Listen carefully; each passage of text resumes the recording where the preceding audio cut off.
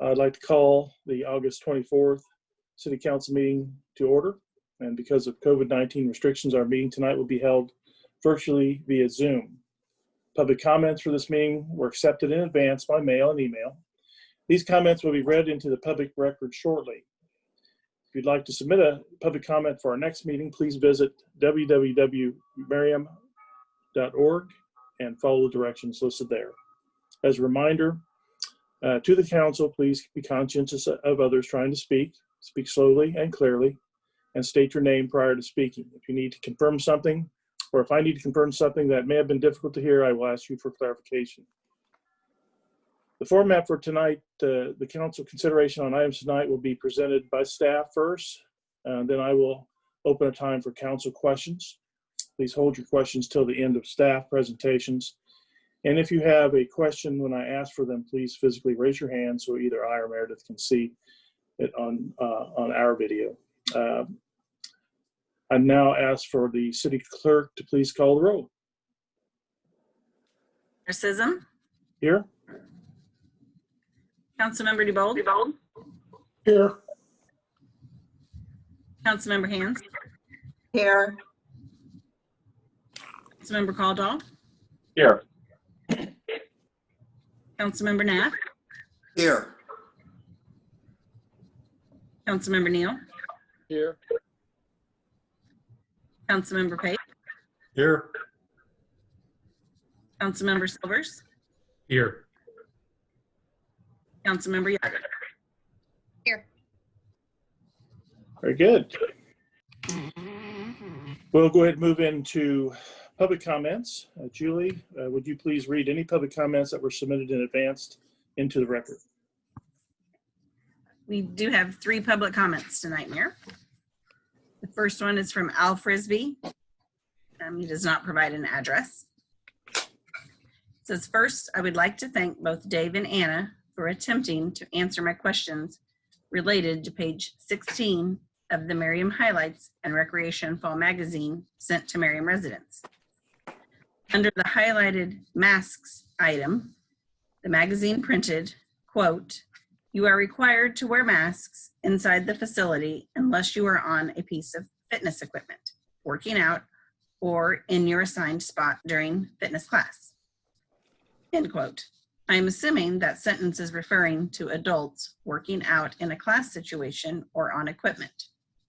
At the very bottom of page 16, under rental space item, the magazine printed, quote, "Birthday party packages and rental space won't be offered at this time," end quote. I am assuming that birthday parties refer to children wearing masks. Since children apparently do not presumably succumb to this virus pandemic as frequently as adults, I don't understand the reasoning. What I interpret from page 16 is that asymptomatic adults who produce aerosols containing COVID-19 up to 16 feet away, based on new scientific research without masks, are allowed to exercise without masks using at least 6-foot guidelines under physical distancing, item page 16, by our present city council and mayor. But as children with masks are not allowed to have birthday parties, while they don't suffer to the same degree as adults during this pandemic. Seems to me the logic has been reversed, allowing masks to be taken off during exercise by adults, but not allowing birthday parties with children wearing masks. Please take action now to prevent a horrific pandemic scenario from occurring in Merriam, as Kansas has around a 10 to 11% infection rate at this time, which does not take into account asymptomatic cases that could be 10 times our known cases in the population. Most authoritative health personnel want to see less than a 5% infection rate before changing how we should modify our mitigation strategy. Thank you for your time as you attempt to guide our residents and non-residents who did not receive a copy of page 16 to allow them to enjoy our wonderful new community center before a vaccine is offered to the general public. Al Frisbee, a biologist and former Merriam Ward 2 council member. Okay, the next one we have, it looks like it's from a group of neighbors and they've all signed it, so I will read their names and addresses at the very end. But it was submitted by Mary Krejci, who lives at 5648 Knox. It says, "We are writing this evening to express our frustration with speeding on Knox between Johnson Drive and 55th Street. Some of us have lived in our neighborhood for decades, and others a handful of months. However, we all agree that it is time for the city to implement a reasonable solution to calm traffic on this stretch of road. When speed and traffic studies were conducted in 2019 and 2020, we hoped the city would finally validate our concerns and install a four-way stop sign at the 57th and Knox intersection. However, the interpretation of the analysis of these studies claimed that while people are speeding, there weren't enough people speeding to take action, and that the intersection did not meet the standards for a four-way stop set by the manual on uniform traffic control devices for streets and highways. We do not question the accuracy of data collected in these reports, but we do believe that they do not account for the situational context. For example, the instinct to slow down when a large sign is flashing your speed, the hilly topography of Knox that creates blind spots that we've learned to navigate to avoid accidents, and the sentiment of residents who deal with this problem every day, year after year. Perhaps the most frustrating response from the city is, to paraphrase, that it is common for residents to think that cars are going much faster than they actually are. We weren't born yesterday, and we don't accept gaslighting as an appropriate response to our safety concerns. We are a level-headed bunch. We understand government processes. We know that the city follows traffic recommendations and standards. We know that Knox will always be busy because it was designed to push traffic to major thoroughfares like Johnson Drive. We also know that regardless of a street's purpose and design, the traffic laws still apply. In fact, Merriam Police Department officers are frequent visitors to 57th and Knox. It's one of their favorite speed traps. Our goal is not to intensify negativity or point fingers. We believe the application of sensible, effective traffic control devices will reduce speed on Knox and improve safety in our neighborhood for drivers and residents. We are coming to you as an organized group of citizens with the hope that you will take us seriously and work with us to solve the problem before a preventable tragedy occurs. Thank you for your time. Sincerely, Daniel and Leslie Keister, 5646 Knox, Roberta Carol Lay, 5647 Knox, Mary and Jason Krejci, 5648 Knox, Megan Siegel and Alex Craig, 5706 Knox, Curtis J. and Melissa Wu, 5750 Knox, Chris Pigut and Emily Sadowski, 9610 West 57th Place, Garrick Layer and Breck Dakin, 9619 West 57th Place, Jake Yodrich, 9620 57th Place, Brian Hogan, 9814 West 57th Street, and Stony Bogan, 5732 Connell Drive. I have one more. This is from Sam Mateer, 8515 West 57th Street. The subject is growing population of feral, abandoned, wild cat colonies in Merriam. It says, population of cat colonies continue to grow in many communities, including areas of Merriam, such as my neighborhood.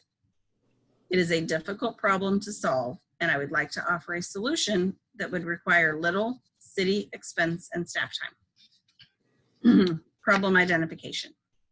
Contrary to what some people say, abandoned, feral, wild colonies of cats do present a public health hazard in 2 residential communities.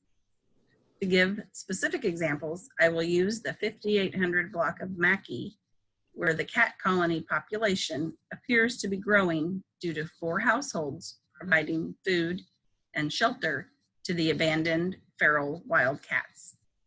A couple of years ago, my neighbor that used to live at 5816 Mackey was hospitalized because of an injury from one of the cats that roamed the neighborhood. This kind gentleman in his 90s had a near-death experience because of a diseased cat and his misjudgment of whether the cat was friendly. I have also heard that animal control removed 14 cats from the 5800 block of Mackey a few years ago. The problem is back again.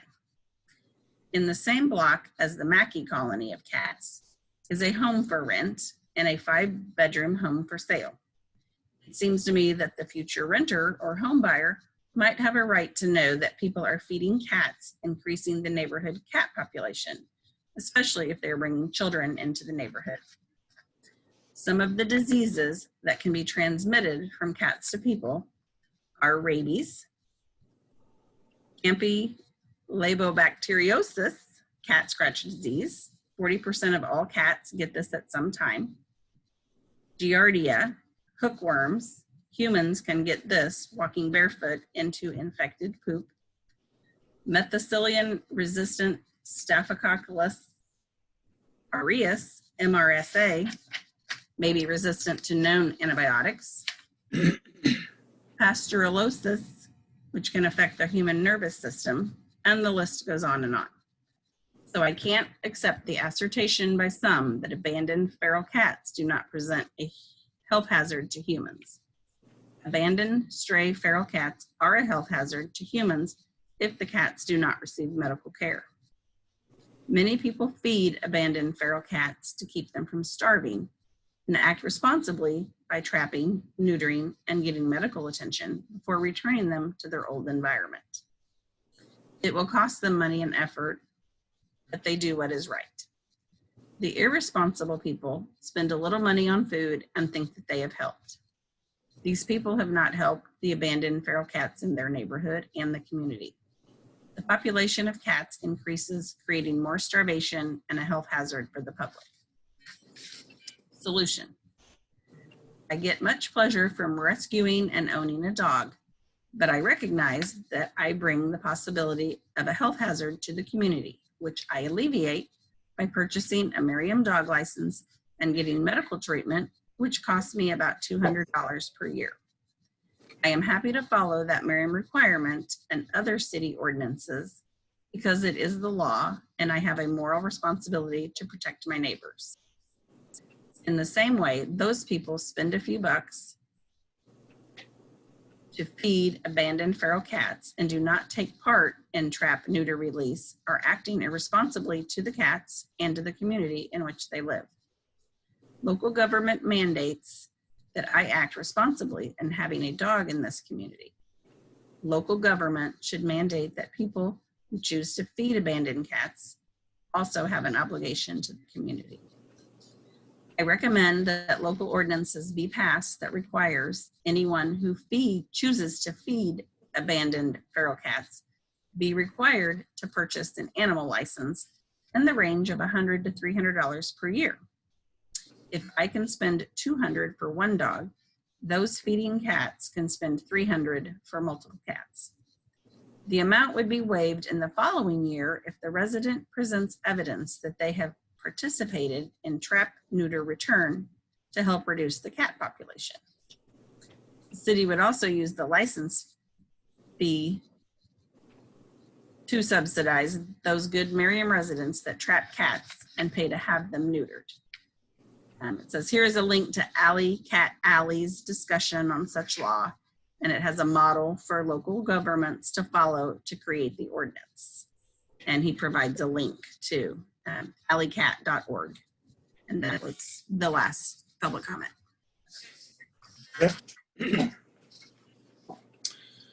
Okay, let's move into the consent agenda. We have two items under the consent agenda this evening.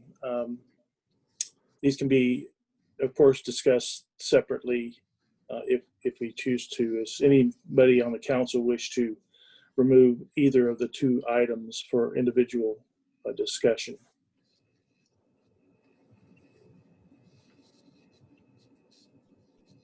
Okay, I'm hearing nothing, so I'll presume that you're good with the consent agenda. I will accept a motion to approve the two items listed. Please state your name and make the motion, or second, and then the city clerk will take a roll. Does someone have a motion? Bob Pape. This is Bob, Mayor. Yeah, I'd move the council approve consent agenda items 1 and 2. Motion made. Chris Hands. Yeah, Chris Hands, and I'll second that. Motion second made, Madam Clerk. Councilmember DeBold, Aye. Councilmember Hands, Aye. Councilmember Caldwell, Aye. Councilmember Knapp, Aye. Councilmember Neal, Aye. Councilmember Pape, Aye. Councilmember Silvers, Aye. Councilmember Yodrich. Aye.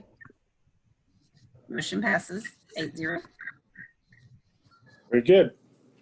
Next is mayor's report, and there are no items listed under the mayor's report this evening. So we'll move into our public hearing. Tonight we have a public hearing regarding the city's 2021 budget. The process for the public hearing will be as follows. Finance Director Donna Oliver will give a staff presentation on this item, and then there will be an opportunity for council to ask questions. Once we're done with council questions, I will open up the public hearing. Public comments were accepted via email for this public hearing, so the city clerk will read any comments received into the record. I will then close the public hearing, and the council will take a vote on the resolution to adopt the 2021 budget. Donna, would you please give us your staff presentation, please? Sure. Yes, I will. Share my screen here. Meredith, it says that I'm unable to share. Again, I just turned on the setting so you could. Okay, thank you.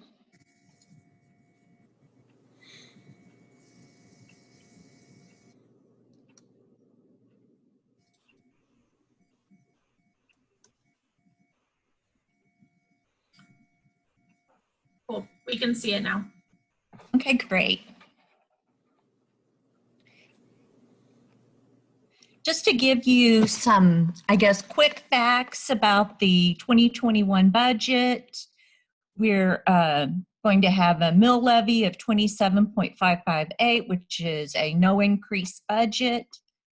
We have 26.5 million in revenue, 20.8 million in non-capital expenditures. So that is personal services, contractual costs, and 5.8 million in the capital improvement plan and the capital equipment fund. There are budget for 122 full-time equivalent employees. How does Merriam City mill rate compare? You can see here we're 8 out of 19 cities in Johnson County. How are my property taxes calculated?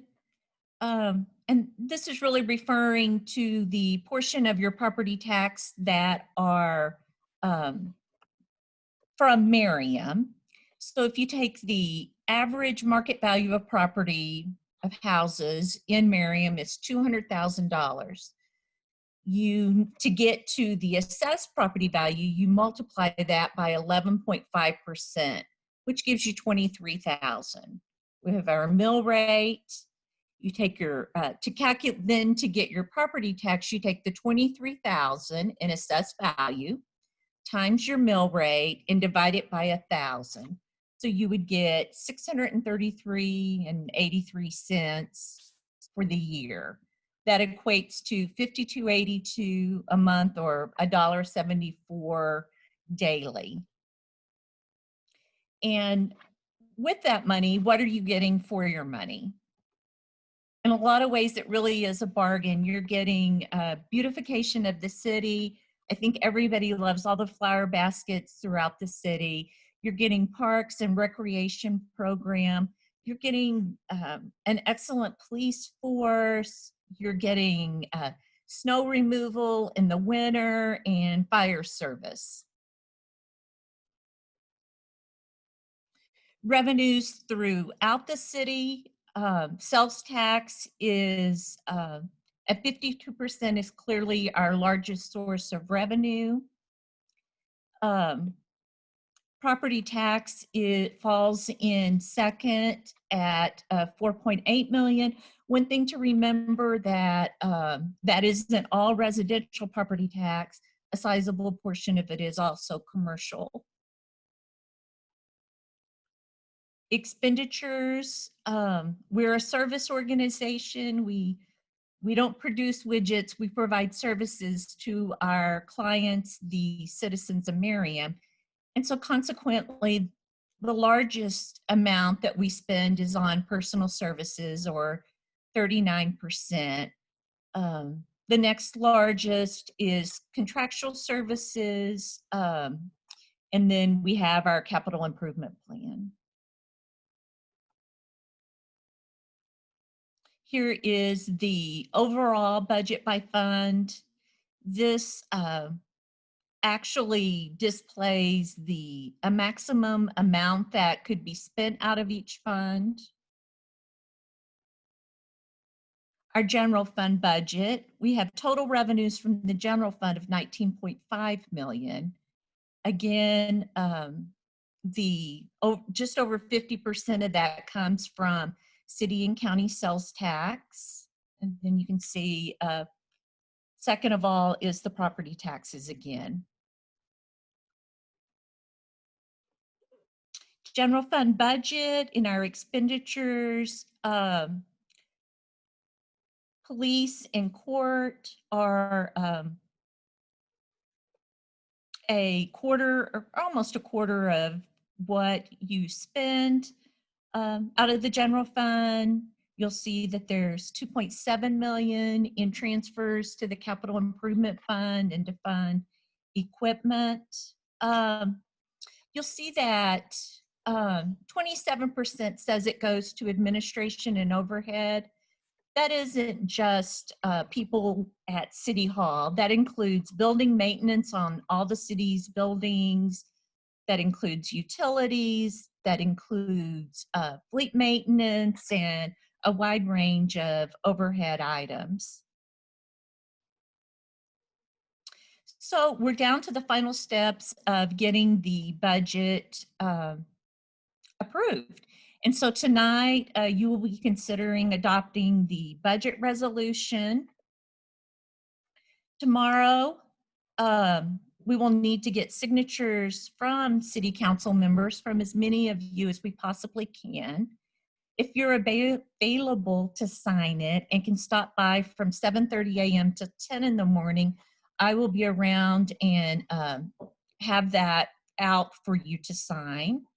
If you're unable to come to City Hall at those times, but you would like us to bring it by your house sometime between 10 in the morning to noon, let me know, and we will send somebody with that. Tomorrow afternoon, we will be submitting the budget to the Johnson County Clerk. And then finally, in October, when they have the final assessed valuation numbers, they will determine the final mill rate by the Johnson County Clerk. And that mill rate will not go up. It could only go down if assessed valuation numbers went up. So with that, are there any questions? This is Whitney Aldridge. I have a question about signing. Okay. should we let you know now that we want you to come to our house to sign, or just via email? By email would be fine. Okay, I'll shoot you an email. Thank you. Yeah, this this is Dave. I don't know how to bring myself back up and look, but I do have a question on the budget. Okay. You talked about the mill rate and the property tax, and looking at comparison of the budget, the 2021 proposed budget and the 2020 proposed budget, it appears that even though the mill rate is the same, the property tax revenues generated by that will go up by 258,000 or so, which isn't a whole lot, but it is something. And I think I just want to speak to the issue of whether or not there's a property tax increase or not. The mill rate is not increasing, but because either we have additional properties that have property value that has gone on the tax rolls, or because the property valuations have increased. In effect, the property taxes do go up when the property tax values go up, because there's two multiplicans in the calculation of property tax. There's both the mill rate and the value. And so I was, given the times we're in, with a lot of people struggling due to the pandemic, and recognizing that the property tax values have gone up some, that's a non-liquid asset for many people, and the taxes have to be paid with liquid funds, which may be in shorter supply right now. And so I'm just a little bit concerned about, sort of, maybe it's semantics, but how much of this 258,000 increase in revenue from property tax is due to new value that's been added, and how much of it is due to increases in the valuations for existing properties? Do you have any idea about that? Approximately 25% of it is from new properties, new construction. Okay, so the rest of it is due to the increase in valuations over the previous year. Would that be fair to Yes, say? that is correct. Okay. So I was just wondering if it might be a worthwhile gesture, if nothing else, to reduce our mill rate a small amount to zero out this increase in property tax revenue, other than the 25% of new value. Be 200, approximately a couple $100,000 that we would then have to, reduce the budget by, in order to essentially keep property taxes at the same level as last year for Meredith, on an aggregate basis. let me interrupt you for a moment, Mr. Neal. And Meredith, could you put us back on the group shot so we can see everybody here if we're going to get into the question and answering phase? Yeah, Donna, if you want I to need- stop sharing your screen.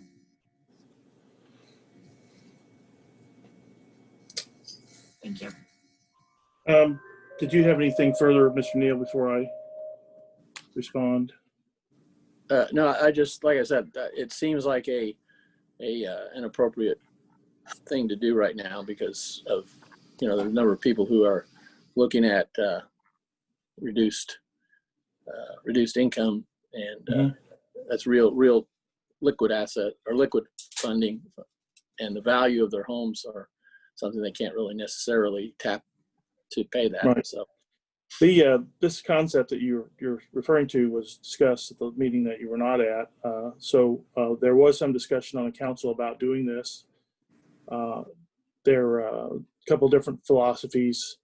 I'll just share a couple things, and I'm not necessarily in favor of rolling back the mill to make up the difference for a couple reasons. Number one, if when you roll the mill back, let's say we roll it back to 27 and capped it there, that mill is going to stay at 27 for this year, and then next year we're going to have to decide. Let's say things rebound and we start having a better year. We will still collect less tax next year and for every year going forward unless we raise our mill levy. So we're not just saving money in one year, we'll be saving money for the residents and taking in less revenues for every year going forward unless the council decides to raise taxes, which I'm very much not in favor of doing. That's one issue. The other issue is you have to assume or presume that everybody's taxes went up. My taxes did not go up last year at all. My house is valued exactly the same this year as it was last year. So I'm going to get a reduction in my taxes when my taxes haven't changed. And I don't think that's fair to the people who are paying more taxes because I'm not. So it's not an equitable solution for everyone. Then the other thing is we have a significant number of our property taxes are paid for by companies, by corporations, businesses. So rolling back the mill rate will be rolling back their taxes as well. You're right. A lot of people are struggling as a result of this COVID-19 situation we're engaged in.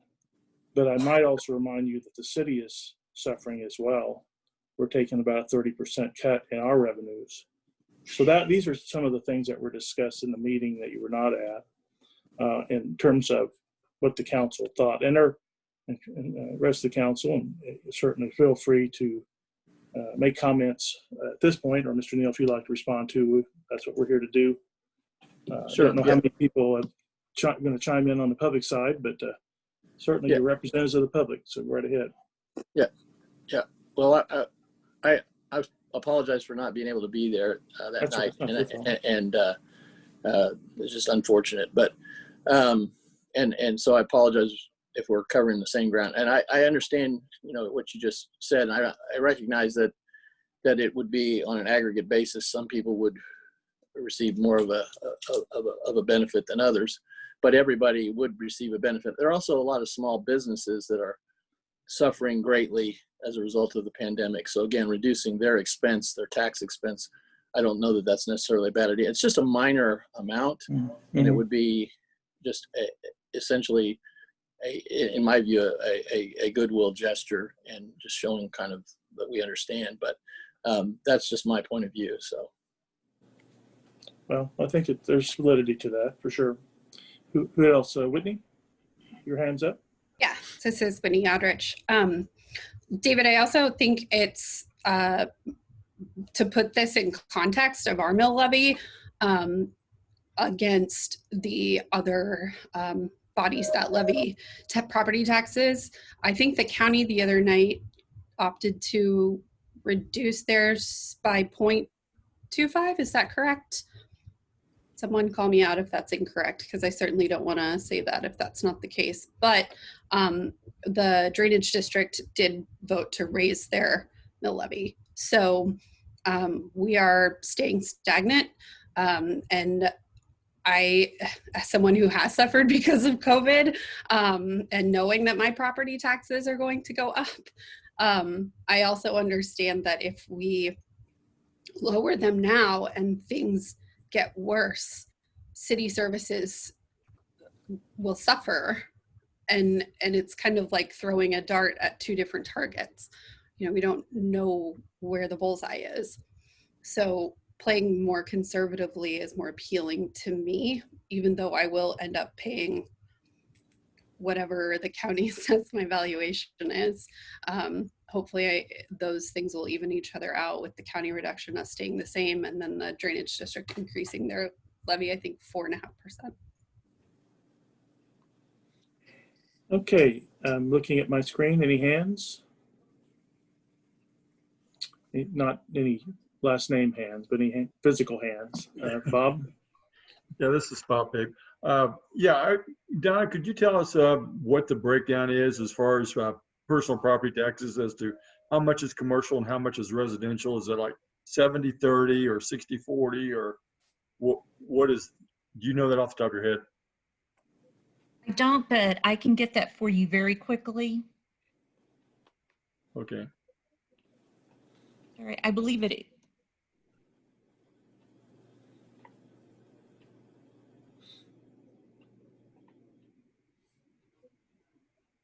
If there's another question, I can.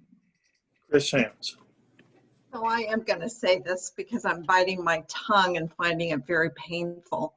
We spent 3 hours in a work session. We've talked about this more than just that one meeting. We've talked about it and talked about it. So it feels like we don't need to talk about it again. We came to the consensus that we're content to hold steady. It is an unfortunate thing for some people, but it is also a fortunate thing for some people. I feel like we're going around in circles. I'm not happy about that. Any other comments? Mr. Neal? Again, I'm sorry about that. So I apologize for not being there. So, but property values will go up probably again in the future. So that will also increase property tax revenues. So I'm not going to say anything further. I apologize for bringing it up since that it's a public hearing. I guess to me it's appropriate to raise the issue. So Sure. There's nothing wrong with that. Absolutely. Anyone else before we see if there are any? You have an answer, Donna? Yes, I do. It Okay. is 58% commercial, 42% residential. Wow. Thank you.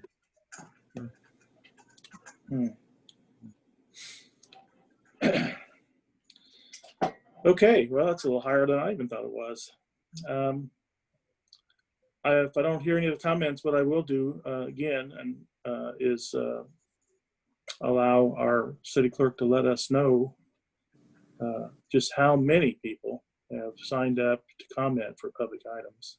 I mean, for the budget hearing. We have no public comments regarding the 2021 budget, Mayor. So, all right. submitted. Well, that's a little bit disheartening. I might educate a few of you that haven't been around. It's absolutely not uncommon to get no one to show up on the night of the meeting that public comments is.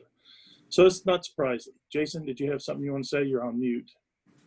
Yeah, I'm sorry. I was trying to find it before I said anything, but I did find in the packet that it said that 55% was residential property tax. So I was just curious where the discrepancy is between the 55 and the 58.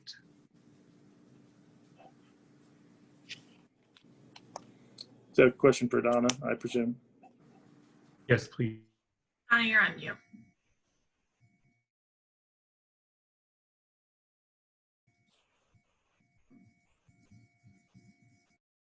There we go. The difference in those two numbers are between for the whole city and for just the general fund. Okay. Thank you. All right. Well, we don't have any public comments to discuss. I think if there are no other questions, I'll let me get my up here. Let's see.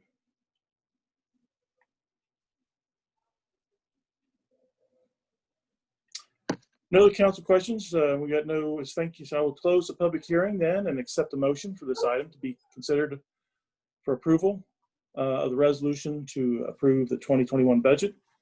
If you wish to make that proposal, state your name when you make the motion and second, and then the city clerk will call the roll.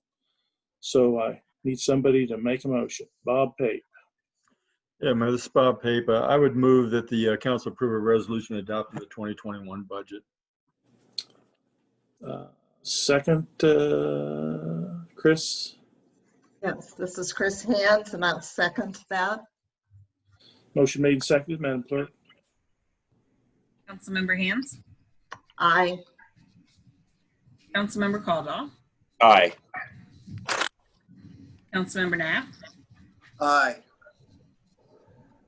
Councilmember Neal, I'm going to vote yes. I would like to have seen us reduce the mill rate slightly, but I'm going to vote yes because we're reducing the expenditures as appropriate this year, and I think that's good, sound policy given our revenue situation in general.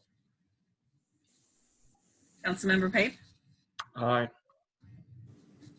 Councilmember Silvers, Aye. Councilmember Yodridge, Aye. Councilmember DeBold.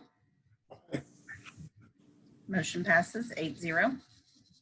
Thank you very much. I want to thank Donna, Chris Engel, Meredith, the rest of the staff that are involved in this budget process during a difficult time. Everybody, every governmental entity from local to federal suffers at this point. And sometimes knowing the right thing to do can be a very difficult thing, especially when the future is so uncertain. So none of us here takes this lightly, and I appreciate everybody's comments. So let's move on in our agenda to the Planning Commission. Again, the format will be the same. Staff will make presentation, council holds questions, then they get the opportunity to ask questions once the presentation is done. There's one item for the Planning Commission for consideration, and I'll turn this over to Chris or Brian. Good evening, Mayor, Council members. Brian Dyer, Community Development Director. And this evening we have a rezoning request from commercial to retail commercial to planning and development general for 5757 Merriam Drive, an existing automobile dealership at 58th and Merriam Drive. I'm going to share my screen and run through the site plan real quick, and then finish up my presentation. So I hope everybody can see that now. We can. Again, the two properties we're talking about are right here in highlighted in blue. As I mentioned, they're existing car dealership. And what they would like to do is, as I mentioned, rezone to planning and development general for the purposes of expanding their parking lot, which is here to the east of it. As you can see in this aerial, there is, or was, an existing single-family home that the property owners have when they purchased the property, they tore that property down pretty quick. So again, as I mentioned, they'd like to do a 2,800 square foot expansion of their parking lot, which again is kind of not the easiest thing to do here on Zoom, but this is the area that is where the single family home was demolished. There is already parking that's around it. So they would like to essentially fill in this area to expand their parking lot. They're going to be doing a number of additional improvements as well at the same time. They'll be putting in some additional landscaping along the front and along the back. They're going to be defining this entryway more right here. This is along, again, Merriam Drive, 58th. So they're going to be taking out some concrete and asphalt here to more define this drive. So there'll be some additional green space there. The existing building, 5757 Merriam Drive, is located here to the west. And they will also be doing curb and gutter all the way around the parking lot. So like I said, a number of improvements they'd like to do. Just a little bit of history about the site. Well, you're familiar with the site, but you knew it as Allied Exterminators, which it was for a number of decades. Then in 2015, the building became the Kansas DUI Research Center. And then shortly after that, in 2017, it became an automobile dealership. As I mentioned, the current property owners, the applicant, the property owner, and the business owner purchased this property in 2019, and at that time they began a number of improvements. The purpose of asking a rezoning request from C2 to Planning and Development General is because, as I mentioned, the building is quite old. It was built back in the 1930s, preceded the city of Merriam, obviously preceded our regulations. So because of that, there are a number of nonconformities on the site. There are buildings within the required setback, as well as the parking is in required setback. And also there is an encroachment. The building partially encroaches on the property owner to the north. So with all those complications, when the applicants came and had a discussion with staff and expressed a desire to expand their business and make some improvements, recommendation from staff was to do a plan unit development general zoning, also to purchase some property from the property owner to the north, and also do a plat. The plat and purchasing the property would get rid of the encroachment into the neighboring property, and then rezoning to plan unit development general. As you all are familiar with, plan unit development general has a development plan with it, and with that development plan, it allows the city to waive some requirements of setbacks and also green space and parking and things like that. So in exchange for that plan unit development general zoning, the city does get the ability, a higher level review of the site's current and future uses, as well as the layout and the aesthetics and things like that. So that is what we essentially get in exchange for allowing them to have lower setbacks, and in exchange for that, we get a higher level of review. We did get a couple of public comments on this. Actually, excuse me, we got one from the property owner to the east, Mr. Smith. It came by his niece.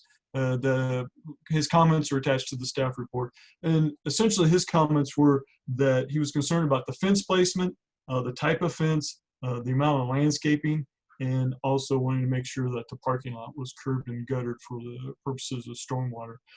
Again, his property is right here. His building, that is an office building, is located right here, which is about 5 feet from the property line.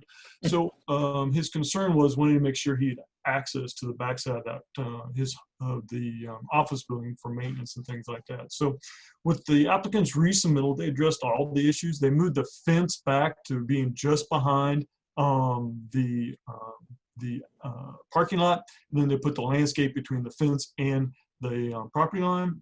And then they also describe the type of fence they're going to be using. It's going to be it's a single pipe fence that's only going to be 30 inches high at the tallest part. It's a typical fence that a lot of our automobile dealerships use in the area. So that satisfied the fence concerns.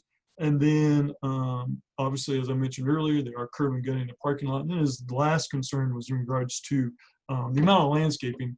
As you can see, there's a number of bushes right here. It's kind of hard to see, but there are bushes right here that the Planning Commission, upon hearing Mr. Smith's concern, added a stipulation to the preliminary development plan to have those bushes removed as part of the final development plan. So on August 5th, the Planning Commission held a public hearing, and based on the information in the staff report and supplied by the applicant, unanimously recommend approval of the rezoning and the associated preliminary development plan.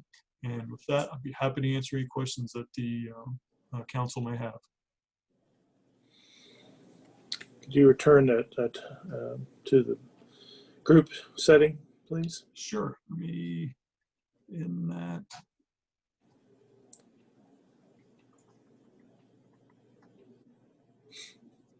There we go. I just have a couple of questions.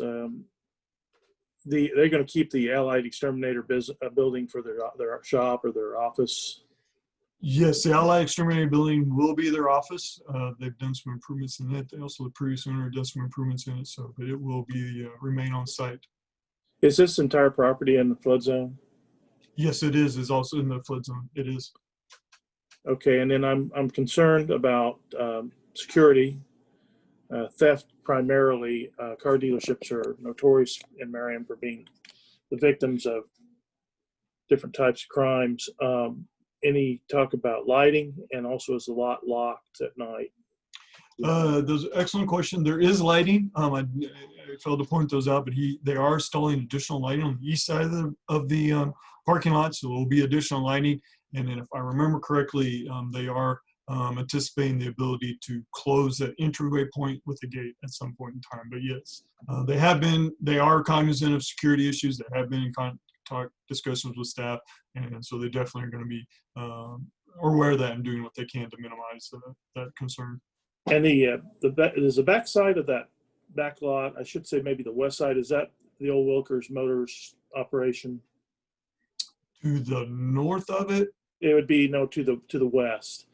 The west, between the back lot and Merriam Drive, is that? To the west of it's going to be the farmers market, and to the north is the old Porsche. Mark Journey used to own the portion to the north. That's the old Porsche repair shop. Yeah, well, as well before that, probably don't remember that. But the part that they're going to pave, that's where a house used to be. Is that correct? Yes, that is correct. That's where the house used to be. That was immediately to the east of 5757. Okay. So it's at 5757, and then there's the house that's gone, and then further to the east is the property owned by Robert Smith. It's originally a house, but now used as a contractor's office. Oh, okay. Very good. That's all I had. Anybody else? This is Jason Silvers. Jason, I do have go a right ahead. question. I noticed that that short stretch of 58th Street does not have any sidewalks that run the length of it. Currently, on the property that we're discussing, there is some grassy area people could walk if they didn't want to walk in the street. The business across the street from it, across 58th, has diagonal parking. It didn't look like the schematic you had up on the screen allowed for sidewalks, and it looked like the wall or fence that is going to be put up would actually almost go to the street. Is there any way that sidewalk could be added? It's the only street right there that doesn't have sidewalks. Right. And I'm looking at the larger one right now. It does have diagonal parking, and it does have a sidewalk that's in between the diagonal parking that is on the street and the building, and then it carries all the way across. I do believe it is paved all the way over to where their entryway point is going to be at. So there is, and so they aren't changing the existing sidewalks or walking area at this point in time. It's going to stay just like it is. So they're going to be adding parking lot that extends all the way to Kessler, which will take away people's ability to get off the street and walk on that grass. But they're not going to be. No, it doesn't go to Kessler. It stops at Kessler. There is a building between the parking lot and Kessler. That's a Smith property, right? Yes, that's Mr. Smith's property. That's correct. Okay, thank you.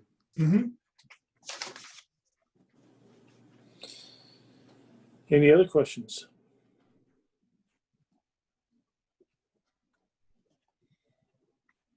Okay. If there are questions, I'll accept a motion for this item. State your name and raise your hand. I'll hopefully be able to see you. Bob? Yes, Bob Pate, Mayor. I'd move the governing body concur with the recommendation of the Planning Commission to approve with conditions the rezoning of 5757 Merriam Drive and 9224 West 58th Street and the associated preliminary development plan, and authorize the mayor to sign the effectuating ordinance. And Scott for second. Scott Diebold, and I will second that. Motion made and seconded. Madam Clerk? Councilmember Caldwell. Aye. Councilmember Knapp. Aye. Councilmember Neal. Aye. Councilmember Pate. Aye. Member Silvers. Aye.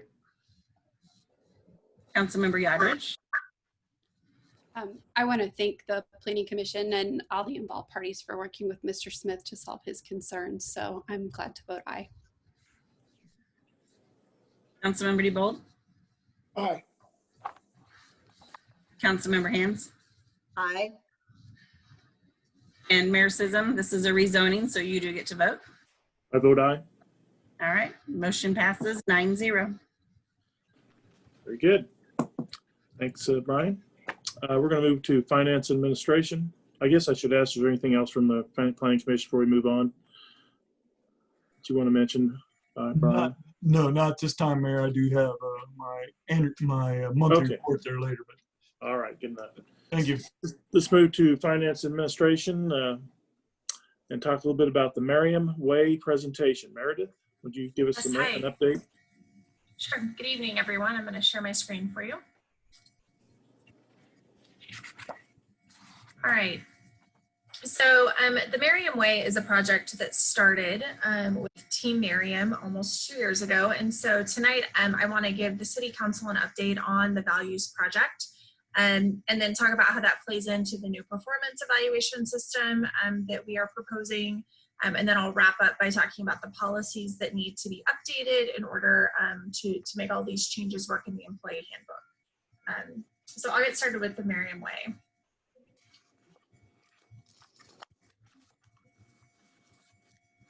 All right, so in spring 2018, Chris tasked Team Merriam with a project to define the Merriam Way.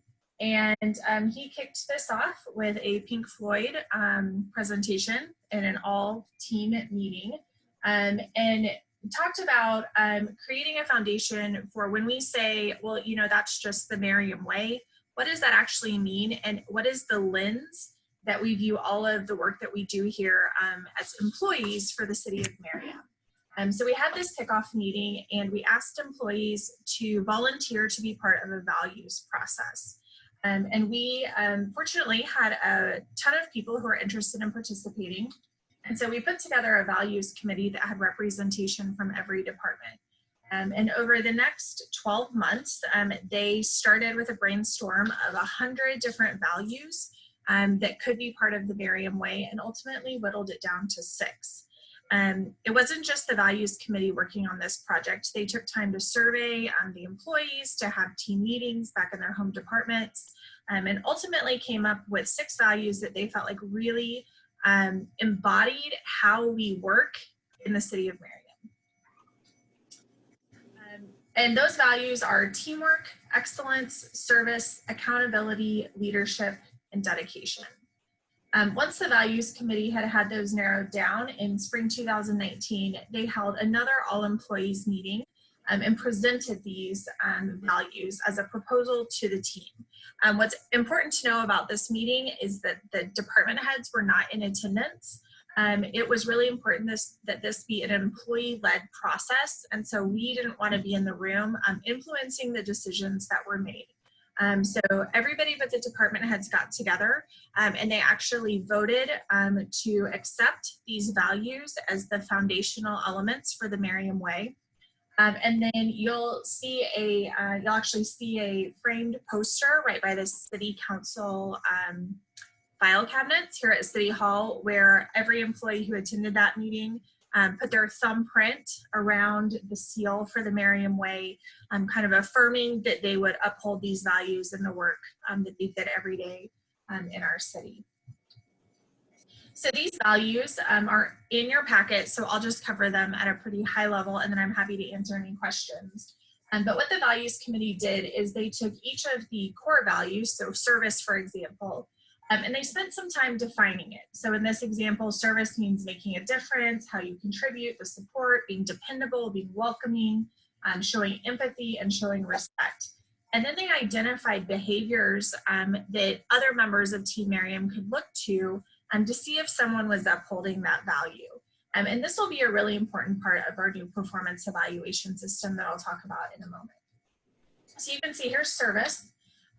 Teamwork, of course, is an important part of how we work here in Merriam. I mean, we do call ourselves Team Merriam, and so it's definitely an undercurrent for how we like to show up and do work every day. And that's not just being part of a team, but it's cultivating those relationships. It's stepping in and assisting when necessary. It's being respectful, and it's celebrating the successes of others. Then we have accountability. It's important to not only set an example and honor commitments, but we want people to stand up and do what they know is right and act with courage and principle while they're doing their job here in Merriam. Then we have excellence. It's, when we talk about being just right, that is in a C standard. It's on a C level average that we're looking for. We want our employees to regularly go above and beyond. And so excellence is part of being just right here in Team Merriam. And then we have leadership. And this is important for employees at all levels in the organization. We have very small teams. Oftentimes we just have one person doing a responsibility or a job here. So it's important that everybody show leadership in their position, whether they're technically a manager or not. And then we have dedication. And what's cool about dedication is we kind of have this unspoken seventh value of zeal. This is the undercurrent of all the values in Merriam. We don't just want you to show up and do your job. We want you to have enthusiasm for it and have some flair. And so one of the things that the values team, kind of their chant or mantra that came through was to feel the zeal. We want to have some excitement here in Merriam. And so that got encompassed as part of this dedication value. And so once we had those values adopted, we really liked the work that the values committee was doing to really enhance the culture within our organization. And so over the last couple of months, we took the step to combine the values committee with the safety committee, which we have to have for our workers' compensation program. They review like loss, their loss reports and how do we work safely here. We combined both of them and created a new Z team, so ZEAL team. And the Z team is responsible for not only making sure the values are being acted upon on a daily basis, but they're kind of our go-to employee group. And so we have a system now for how departments nominate people to be on the Z team, the work that they do, and we can see little touches of the Z team throughout our everyday work in all of our city facilities. And so one of the things that the Z team does is they're responsible for putting our values into action. We didn't want this to just be a set of values on a piece of paper that never, we put on a shelf and never did anything with. And so there's a number of ways the Z team helps us implement our values on a daily basis. One of them is, of course, they bring us treats, which is always really nice. Last week, and something we've done all through COVID, is that every department on the Z team takes the opportunity to deliver individually packaged snacks so they can be consumed safely to different city departments. And the one that got delivered last week was cookies. I believe it was from Public Works. They took them to all the departments and they had this cute little sign that went with them just to create a little surprise and delight in people's work days. Another way that we have our values in action every day is through the impression system in Paylocity. So when we notice somebody going above and beyond, a fellow employee, we can give them an impression. And people earn impressions for all the different values. And then they get little poker chips at the end of every quarter that they will hopefully be able to cash in for prizes at our chili cook-off at the end of the year. So not only is that a nice way to get an attaboy, but you also get an opportunity to be rewarded for the work that you do on an everyday basis. Other things that the Z team works on is that they help with the recruitment. So we have a paragraph that has been incorporated into all of our job postings and job applications that talks about the city values and making sure that applicants know what type of organization they're coming to when they join Team Merriam. And we're also working on a new onboarding process for new members of Team Merriam to help bring them into the family. And so we have employees who have signed up to be ambassadors to help to be assigned to a new employee, somebody from outside their department, so that they can know other people within Team Merriam, even when we don't get to see each other very often right now. So those are that's the high level overview of the work that's been done on the Merriam Way. I'm happy to answer any questions about that before I go into talking about the new performance evaluation system.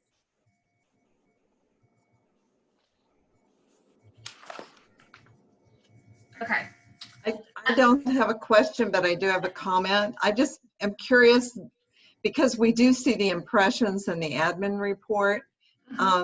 this has really been embraced by the full Merriam team, and I hope that people have really had some fun with it. Oh, yeah, no, they have. And one of the reasons we started putting those impressions in the admin report was so that it was more than just some Paylocity, so that the city council could see who was being commended for their actions and how those values were coming up in their everyday work. But people give impressions all the time. We're actually talking about doing a campaign to help people notice more than just teamwork. We get to give a ton of teamwork impressions within the system, which is great. But we're going to work on some education about like what does accountability look like. I think we have a pretty humble workforce, and so a lot of people are just like, well, I'm just doing my job, which is great, but we want to make sure people are recognized and celebrated as well. So that's one of the projects the Z team's working on right now. Well, I really do appreciate getting to see that in the admin report, so thank you. Yeah, thanks for that comment. Mayor, you're muted if you're talking. If there are any other questions, I can't see them, so you'll have to help me out. Cool. I can only see half of them right now too. A lot going on in the command station. If you have a question, would you speak up since we can't see you? If not, we'll presume you don't. Cool. Great. So one of the things that came out of this values project is we wanted to make sure we were aligning our performance evaluation system with the values. And we know that it's not only just what you do when you come to work every day, it's how you do it. And probably how you do it is almost even more important. Our current evaluation system is pretty extensive. It's a little clunky. It is a system where you get a raise based off your score. It's a pay for performance system. And there are some pretty significant downfalls to doing it that way. And so we started a project last November, so we're almost 10 months into this. I'm taking a look at how we could make updates to the performance evaluation system that would bring it more in alignment with our value system. So we started having meetings at the department head level. We have a group here called Leadership Team, where it's all of our first line supervisors and above get together on a quarterly basis to discuss issues like this, like how do we want to evaluate employees in our organization, kind of these high level thought experiments. And so we tackled the performance evaluation system in early 2020. And then we brought the Z team into the conversation as well to help us evaluate, what's the best way to work the values into all of this. And so ultimately what we came up with was a system that placed an emphasis on having honest performance conversations. And it's pretty simple. There are two key categories. Are you performing your essential job functions? And are you upholding the city values? And at the end of this evaluation tool, you get one of two ratings. You're either a successful employee, and that means you get the annual merit increase that was approved as part of the budget and is announced during open enrollment every year, or you need improvement, which means you need regular coaching, and we need to devote some more time and attention to you to coach you up to a successful employee. So if you're on needs improvement, you get placed on a 60-day performance improvement plan. Hopefully at the end of that, you're a successful employee, and then you get your merit increase. If that is not the case, then it's an opportunity for us to part ways and to find an employee who fits in better to our culture and to the organization. One of the things we wrestled with quite a bit is there's no exceptional rating built into this system. It's pretty simple. And ultimately where we came down on it is excellence is one of our values. It's something we expect from our employees. It's something you can see in our current evaluation system. We have a lot of exceptional employee ratings. And so we wanted to keep it simple with either you're successful, you're doing what we hope you're doing every day, or your needs improvement, and we can look at other intrinsic ways to recognize our higher level performers in ways that might actually be more meaningful to them on an individual basis. In order to put this in place, there are a number of policies that need to be updated in our employee handbook. And there's a summary of this in your packet. And a lot of these are pretty minor changes. It's kind of like if you give a mouse a cookie, if you change one thing in one policy, you have to go find it in all the other policies to get it updated. So policy 3.04 is just clarifying our employment classifications. We also realized when we were doing this that the retiree classification definition was way down in the sick leave policy. So we wanted to get that up into the correct policy. And then we also didn't have an elected official designation. And what's important to know about this is it just means you all have your own handbook. And even though you get salary and benefits from us, you're not technically employees governed by this handbook. Policy 5.08 is we added the red circle pay provision, and this provision tells us what to do if somebody maxes out in their salary range. Sick leave definition or changes to policy 7.05 is just removing that retiree definition that I talked about before. And then there's a total rewrite on policy 8.01 that talks about this new performance evaluation system. I'll pause and answer any questions on that. I do want to talk about the other policy update I have in here before we move on. But I'm happy to answer any questions about the new evaluation system. Anyone have a question?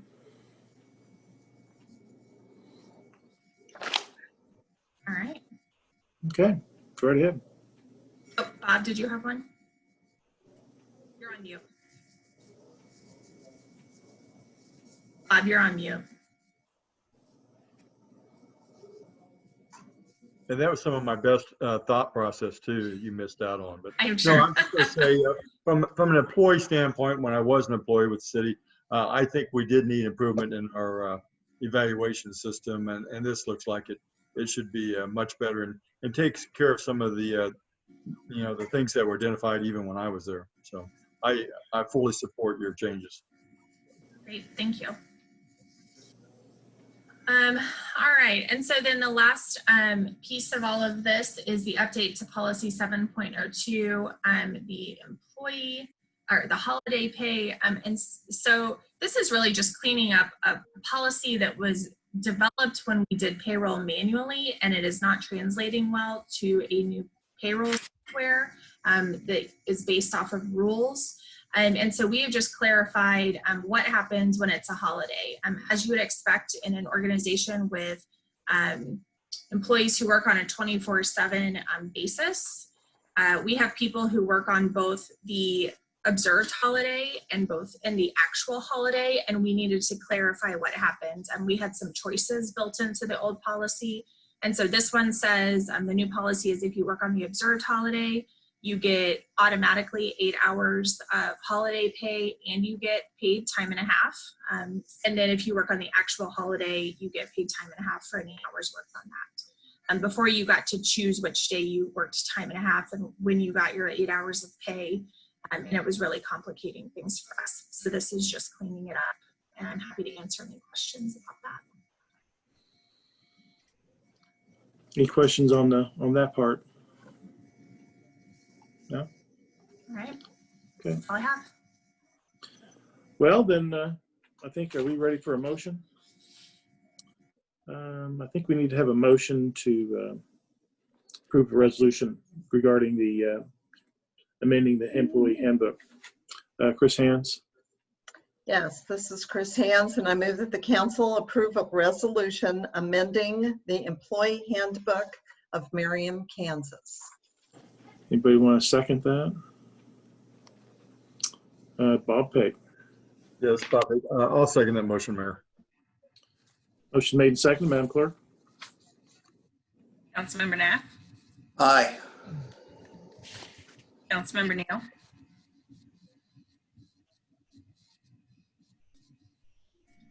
It looks like he's on mute. oh, okay. Councilmember Pape, Aye. first, Aye. Councilmember Godrich, Aye. Member Dubold, Aye. Councilmember Hands, Aye. Councilmember Caldwell. Aye. Motion passes. Very good. Thanks for those updates. It's important that we do that periodically to keep current, obviously, and I know you guys do a good job of that. So we're going to move into monthly finance report. It was included in the packet. Donna, are there any updates or comments that you want to make about the July finance report?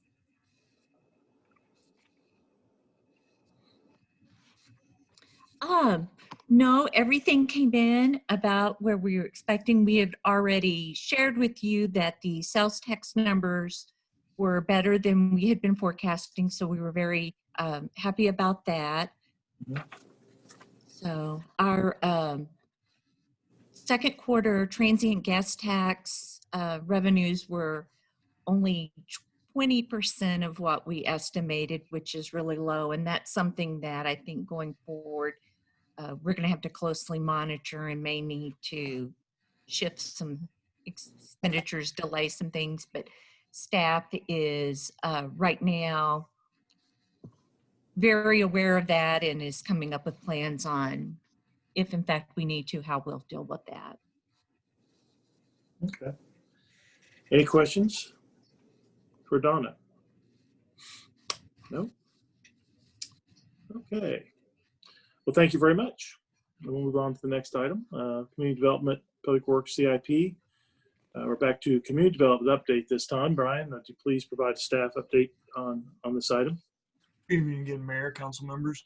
First of all, I'd like to tell you all how much staff appreciates your attendance and participation in the Joint Planning Commission City Council meeting the first of the month on the comprehensive plan. Again, appreciate everybody's efforts of being part of that. And if you'd like to go back and view that meeting, that is online at our Merriam2040.org, along with all the other meetings and videos that we've done with that.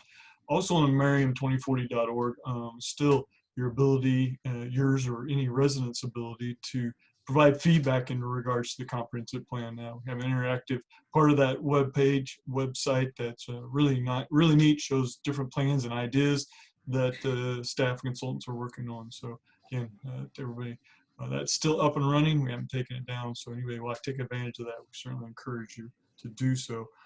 Also in regards to the comprehensive plan, we are looking at setting September 16th as the next date for the Comprehensive Plan Advisory Committee. We'll be sending out more information on that as we firm up those plans, but that's what the date we're circling right now is to have the next meeting on the Comprehensive Plan Advisory Committee plan.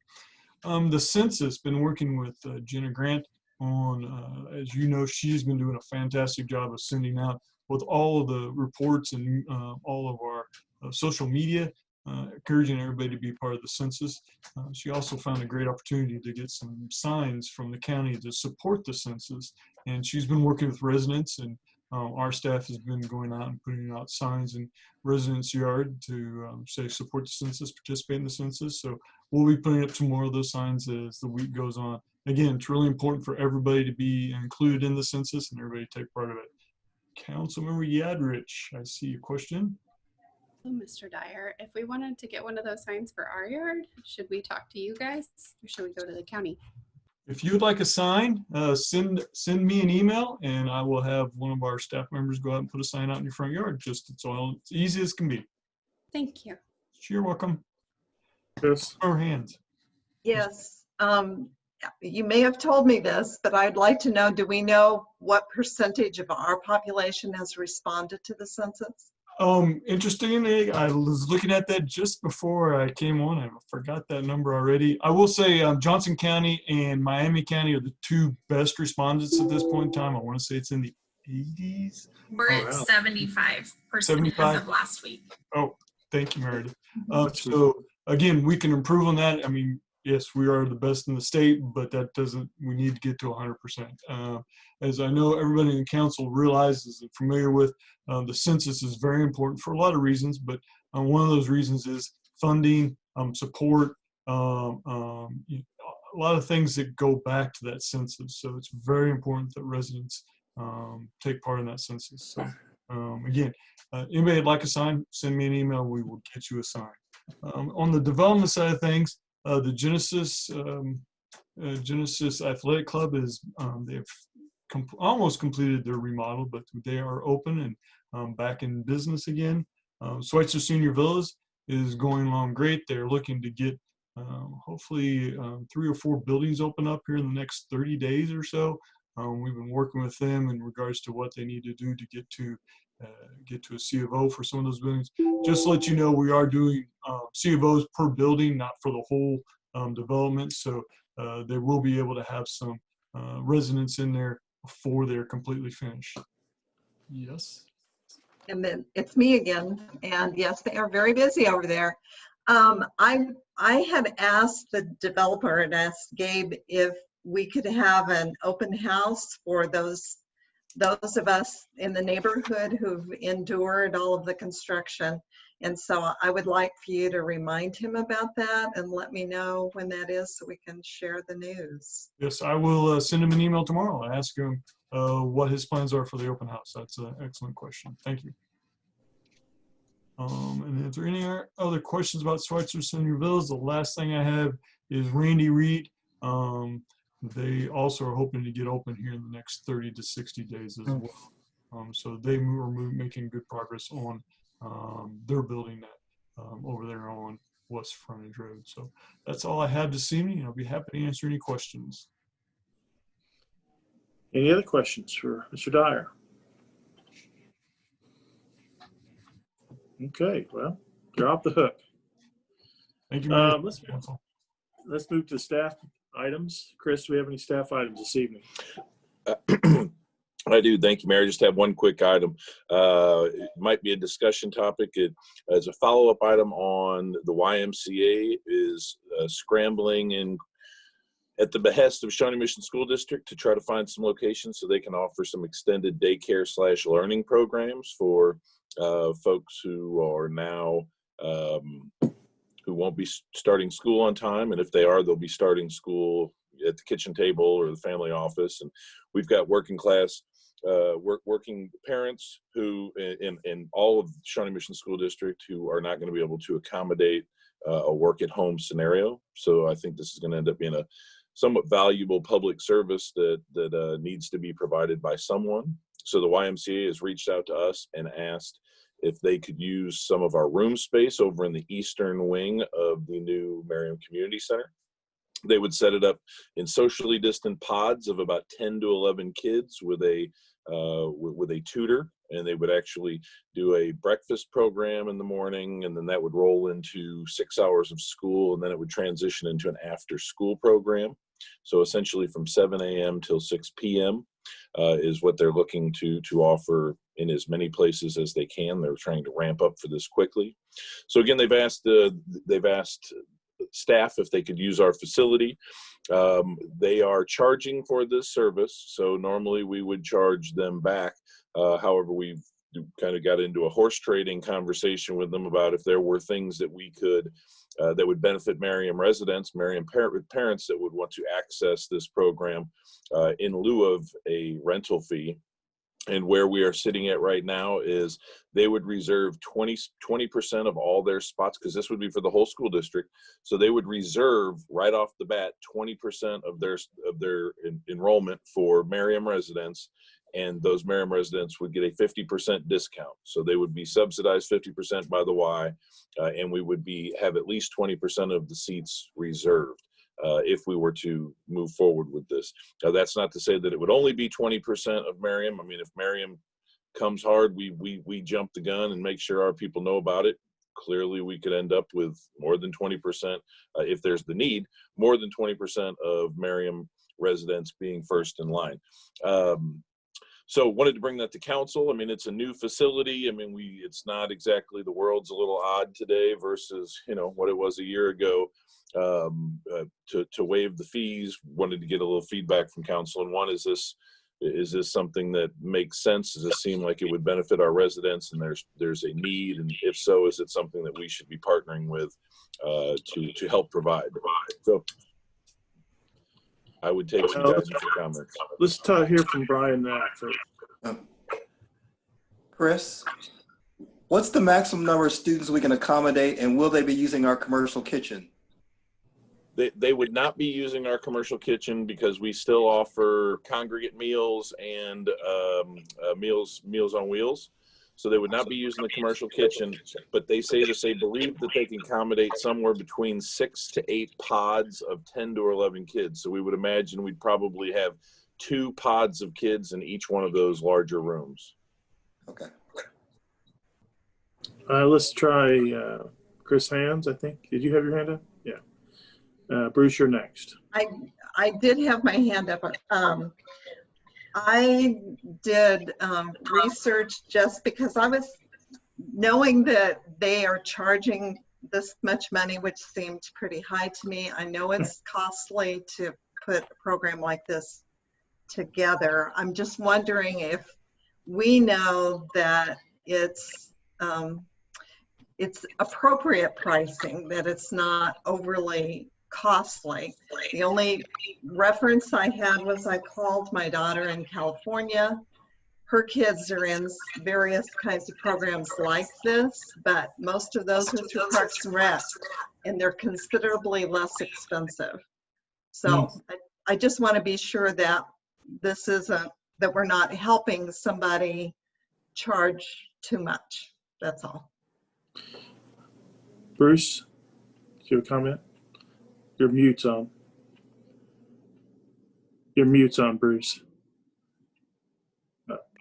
Okay. My guess is if we do this, that it will be a lot of Merriam residents, way beyond the 20%.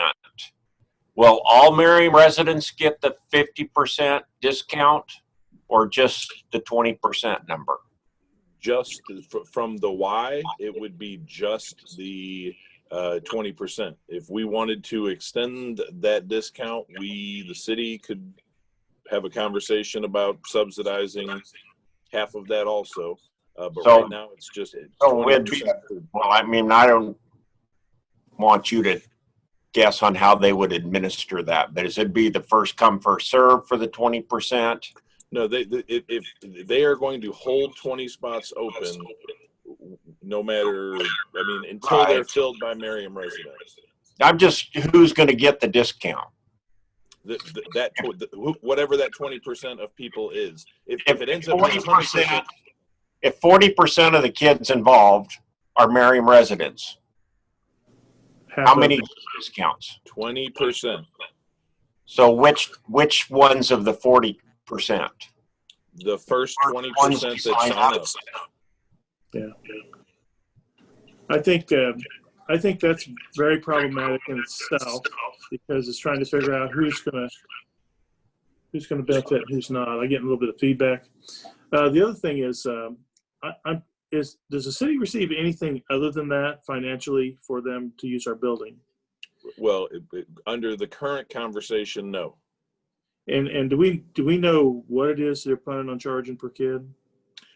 They have shared it's $200 a week for the full day program, but it depends on what you're doing. If you're just doing after school care, it's less expensive. So if you're going to do the full 7 a.m. to 6 p.m., it's $200 per week. So it'd be $100 off for the 20% of Merriam residents. Okay, and then one last question. I have a final comment. What I understand, I don't know whether they plan to do it still, but Shawnee Mission School District was trying to come up with a program where they were going to offer it, and it was going to be $160 a week. I read that somewhere. Do you know anything about that? I don't know anything about that. What has been shared with us from the Y is that Shawnee Mission School District has actually reached out to the Y and asked them to ramp these services up. Okay. Which is why they don't have the facilities to do it to assist the Shawnee Mission School District. And they may have voted it down. That might have just been an idea. Okay. Well, my final comment is, I think that would be great for 20 Merriam residents. However, for all residents, it's going to cost us money for them to be in there to make the money that they're making, because we got to maintain the place. We got to keep it clean. We run the risk of having COVID infection rates increase. We stand absolutely nothing to gain except exposure to our building, which is a good thing. Exposure, not COVID exposure, but general public exposure. And we're gonna help potentially 20 of our residents get this benefit. But I mean, if I was a parent and I was number 22 on the list, I would not going to be happy about this situation if I can't enjoy the benefit of it. And I certainly don't believe it's the city's obligation to make up that difference, but that would be the only fair thing to happen, I guess. So I do have a problem with not charging them something and having them use our facility and make a bunch of money in the process. That's just me. So a model that does not provide any discount to Merriam residents, but they charge, but we charge them. Well, I mean, you're not gonna run into the problem with the haves and the have-nots on that deal, but if nothing else, we ought to calculate what it's going to cost us for them to come in here. What's it going to cost the citizens for them to come in here? And they should be charged that. And they got staff time. There's all kinds of things. And I mean, it's pretty presumptuous for YMCA to ask to come in here and bring 60 or 80 kids for free. I mean, I don't know why anybody would do that. Yeah. Understood. I would say if the concern is that it costs too much already, it's not going to get less expensive if we charge. Well, I guess that's true. However, I'm pretty sure they're making, if they're making $200 a kid per week times 80 or 100, there's a little bit. I mean, they're definitely in the profit making business in this venture to the point that maybe they should share some of those profits. And I'm not saying we need to make money necessarily, although we rent our facility out to regular people, and we charge them. And we charge them because, again, we got to make back what it costs us to run the place to a certain extent. And I have nothing against YMCA. I just think it's all on their side is the gain, and very little of it's on our side. Chris Hands, did you have your hand up? I do, but Jason's been very patient. Oh, so I'm sorry, defer Jason, to I can't him. see you. Go ahead. This is Jason Silvers. Thank you, Chris. I appreciate that. Just a couple of things. I am a huge advocate on helping anyone who needs help, especially in these times. But I do find it troubling that we just discussed that we're not going to let Merriam residents have birthday parties at our facility due to fear of spreading COVID, but we're going to possibly let the YMCA have way more children in our facility. And also, I have had an issue from the start, and I might be the lone person, with wearing no masks when on equipment and within classes in the facility. And this is coming from someone that just ran a half marathon in almost 90-degree weather, wearing a mask the entire time. Oh, God. It is possible to be on a treadmill in an air-conditioned space with a mask on. That's all I have to say. Wow. Kudos to you, Chris. So after Superman has talked, then it's my turn again. I mean, we do charge Meals on Wheels a little bit, just so that we're saying that we're sharing the responsibility of the facility and that sort of thing. So I don't think we're way out of line to say we need to renegotiate that. I think it's pretty valuable to have this service. It's very valuable. But I don't think the model's right yet. That's all. One other thing, Meals on Wheels doesn't make any money at all. So if we charge them the typical room rate, the commercial room rate, it'd cost them $100,000. So that just to put it in context of the amount of money we're talking about. Yeah, wow. That would get passed on to the end user. Mm-hmm. Sure. Chris, again. Well, and besides the money, the first thing that hit me when I read it was similar to Jason's concern about the kids and the birthday parties. How are we going to manage the commingling or whatever as people come and go through the facility? I assume restrooms are going to be shared, that sort of thing. It's pretty problematic. I want to be gracious, but I also feel really awkward about this.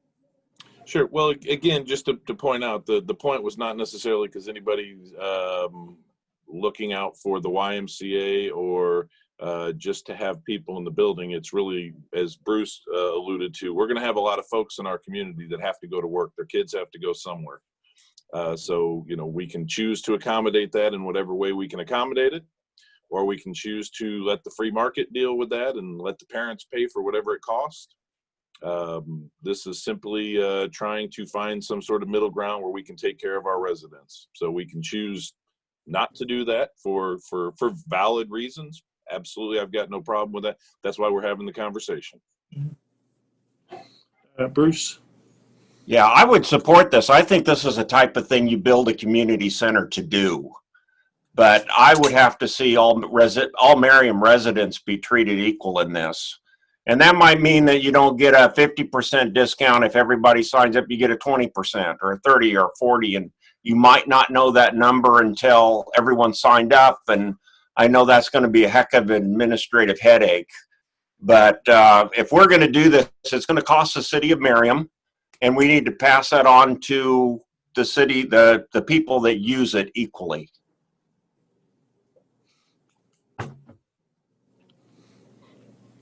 This is Jason Silvers again. Yeah. If we truly want to help Merriam residents in this time with daycare needs, maybe we should offer this service ourselves for Merriam residents. I know Chris just made a face, and I understand it's a huge undertaking, but to say that we're helping Merriam residents, but only allowing 20% of Merriam residents to come in and get any sort of discount or benefit or whatever it was, and we're doing it for free. I don't see how we're helping Merriam residents. We're helping a small number of Merriam residents. Well, I think it's also the number that I think that we have for if we ended up with 80 kids and we were going to subsidize all of them for 50%, that'd be about $130,000. So we can charge them $100,000 to rent the room and charge whatever they're going to charge. We could subsidize all of the kids that are in there, and if it was 100%, it'd be about $130,000. So you're probably looking at about that would come out of our budget, because we would need to pay it. Because if we choose to subsidize them, they will still charge, I assume, for the 80% of the other enrollees. So what's on the table currently is 20% of enrollment for Merriam residents with a 50% discount. So I assume if we said, hey, we want it to be 50% for all of them, they either have to agree to that or we would have to pick that up. And then that'd be $100 a week for however many families are in there. And as far as providing the service ourselves, unless directed to do so, that's not something really I'm interested in directing staff to look into. No, I understand that. I just meant if we're discussing helping Merriam residents, I think we need to look into helping Merriam residents, and it's probably cost prohibitive, but I don't. It seems like we're going to be spending a lot of money and not getting a lot of benefit, especially for our residents. Mr. Debo. Yeah, Chris, I think that, and I agree with, I think if we offer this facility for nothing to the YMCA, that any Merriam resident that takes advantage of it should have that advantage at the 50% discount. But I think that should go back to YMCA. Okay, I think I would like to see you go back and say, hey, this is where we're going to give you this great facility and this opportunity to make money. Okay, with 50% for Merriam, a little less money, but we're not the only place that they're doing this to. They're doing this all over the city. So that goes back to saying, now we're helping our Merriam people. Yes, it's going to cost, and again, maybe we got to weigh the cost, as the mayor has said. Yep, we got to clean it. There's going to be COVID restrictions. There's going to be COVID cleanup things that are going to have to be done above and beyond what we normally have to do, I'm sure. Maybe that needs to be weighed too. maybe that makes it, cost prohibitive. I think we need to do a little more research, but I would put it back on YMCA. Just say, hey, we're going to let you use this. We got to clean it. We're not going to charge you for that. But we want all our residents to be 50% or better about that. That's my thought. If they fill this up, they'll make $16,000 a week. YMCA will make that minus their expenses, and it'll cost us money. It'll cost the city of Merriam money. So again, I look back and say this is a business arrangement that we're engaging in where only one side profits. And if we tell them no, we're not interested, they're going to try to go somewhere else. And believe me, there aren't very many places around that can accommodate them to the degree that we can. So they don't have any position of power over us. They're at our mercy to make whatever request or consideration that we need to make. It just needs to be fair. It needs to be fair to the citizens of Merriam. That's all. That's our primary function, is to serve our citizens, not to serve the YMCA. When we talk about fair and equitable and taking care of us, and perhaps it's a blended definition, are we talking about us being the city's assets, the city's budget, or are we talking about our residents who actually need this service that we are not providing, but still there is a need? So I guess if we're who are we ultimately when we talk about helping us or for our good or costing us? I guess I'm to have a conversation with them. I think is us working moms and dads who can't stay home with their kids, or is us the shareholders of all of the assets of the city that pay taxes? And I mean, those are two different you've got 11,200 people and perhaps 400 families, right? I don't know, I'm making that number up, but I mean, those are two different us's. If we're looking for a win, who's the win for? Because the win for 11,200 is, here's what it costs to rent the room, and let's just let the market play out. If us is our residents who have children, that might be a little different. To me, that's a different negotiating tactic, if that makes sense. Mm-hmm. Well, I think those are all good points. I think it is.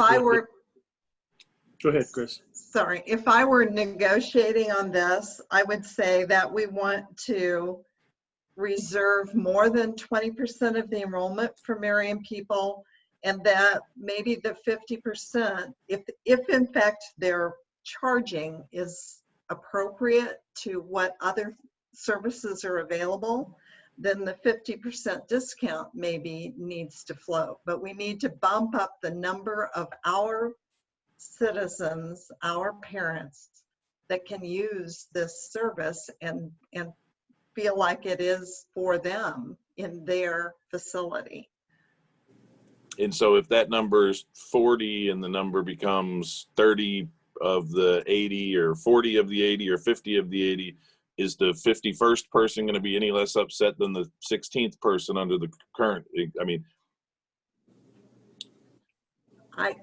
Probably not. I don't know what the magic number is. And maybe you say the Merriam people have extra amount of time to sign up, or give them something else that makes it Merriam centric a little bit. If the why is out there to try to help parents who need someone to take care of their children while they go to work and earn a living, why would they be opposed to filling it with 100% of Merriam residents' children? Like, why does it have to be? I mean, if they're talking, probably, like as we discussed, probably talking to community centers or open spaces all over the city, wouldn't those families have the opportunity to fill those spaces that are closest to them? And our facility is closest to the Merriam residents who just spent I just lost the amount of money we just spent on the community center. I apologize, but we just spent a ton of money. Our residents just spent a ton of money to open this facility, and they should have access to it, whether it's us watching their children or the Y watching the children if we're gonna do this. Bob, Page. Yeah, Mayor. Yeah, I've just been listening, and I concur with all the other council members' thoughts on this whole process. But one question I guess I would have, when the Y ended up determining it was going to be $200 per week per child, did they go into this thing thinking that they want to get this facility for free? Because when they're determining their model of how much to charge, I mean, I think that's a little presumptuous of the YMCA just to think, well, we're going to get a facility somewhere for free, and this is what we're going to build our model on. The other thing I'm thinking about, I also concur with what a lot of other individuals have said about, limiting just to 20%, and then if it's 25, it gets in there or more. Some Merriam residents benefit, some Merriam residents don't. Maybe we're looking at this wrong in the sense that we just charge them what the normal fee would be, and if it generates $100,000, then we utilize that $100,000 of profit that we made to go back in, and any Merriam resident that does need subsidy, maybe we do 50% or 30% or whatever that number comes up. We can calculate how much we're going to rebate the Merriam citizen itself, but we may end up making some money above and beyond what the Merriam residents actually utilize the program. So maybe we make some money for the other 11,200 residents, get some money back toward the community center if we don't get an overwhelming response of people in Merriam that need it. But then, I see that when Chris asked that question, I'm thinking, why can't we benefit both? Why can't we accommodate, all the city and also those parents that do need this help right now? And, maybe that's how we end up doing it, is just charge them the full rate, and then we'll choose to somehow utilize that money, if it's possible, to pay back part of that cost itself for those people that utilize it until the money's gone. Now, I'm not saying if it ends up 130,000 and we only make 100,000, I think there's a point where we have to then regulate how much would go out. I don't think we can subsidize more than what comes in on a revenue generation basis. Anyway, that's just my thoughts. Well, again, for them to rent it, that would cost them $100,000 extra dollars. For us to subsidize it at the current cost that they would be charging to get the place for free, it would cost $130,000. If they've got to eat $100,000, I assume that their monthly or their weekly rate is going to go up, because I don't study their business model. That's not, it's just not our place. If that's what it costs to provide the service and they're asking to provide the service, that's why we have the conversation with about, does it make sense, which is why we're here. But if we were going to increase the rates, if we were going to increase the rates for them to maintain their margins, I assume that's going to cost more, which means if we're going to subsidize everybody that's in there, the subsidy is going to cost more. So, we would have to, right now it costs $130,000 to subsidize everybody that's in there without the room rate. If you add $100,000 in there, I feel like the subsidy then is going to be more than $130,000. True, some of it gets offset by that fee, but we'd have to look at that to see if that actually all works out and makes sense. Just a second, Chris. We actually, you can look at it another way too. The rooms that we're going to allow them to use are taken out of service, and we are not making any money on those rooms, when theoretically we might have somebody who wants to rent them that we would make money. Therefore, that's money we've lost. We're not renting them, Mayor. We're not renting those rooms right now. Oh. Intentionally. Then that's just a small point. The other thing is, agreed, you can negotiate. If we're willing to give them the rooms, and I'm not saying we are, but if we were willing to give them to them for free, we may be willing to allow them to use them at a negotiated reduced rate, not the full rate. So it doesn't have to be 100,000. It could be 20,000. I'm going to make it $16,000 a week. If they're full, maybe 16,000. So it's what it's going to cost, But my point is, again, I just think we're doing a disservice by giving them the opportunity to make an awful lot of money on the backs of our taxpayers. Again, and I'm not disregarding the fact that a small percentage, maybe 20, will benefit 20 residents. But again, I think you got to look at the big picture and decide, what's best, and that's the hardest thing to do. Try to figure out what's best. Chris, hands. Yes, I would also be curious to know if the rates that they quoted in here are for every facility. Kind of goes back to what Mr. Pape's point was. Are these the standard rates at every place around? Because we can't be the only facility that they're looking at. Yeah, so maybe that way we would know whether they have just decided this is what's going to cost them, whether they have put in any room rates at all into their business model. Well, I think as my predecessor used to say, there's easy and then hard, and then there's just too difficult. I think what I will do is I will just report back to them tomorrow to watch this 25-minute conversation and then shoot us back an offer that how bad do they want to offer this service in our building, and they can figure out how to work all of this out and give us an answer that works best for Merriam. And I will report back. Thank you very much. Any other staff items? No, sir, not at this time. Any new business? No new business, so entertain a motion to adjourn. Somebody, Bob? I'll make a motion, Mayor, it's Bob, that we adjourn. Second? Chris? I'll second. Made and seconded, Madam Clerk? All in favor? Aye. Aye. See you next time, everyone.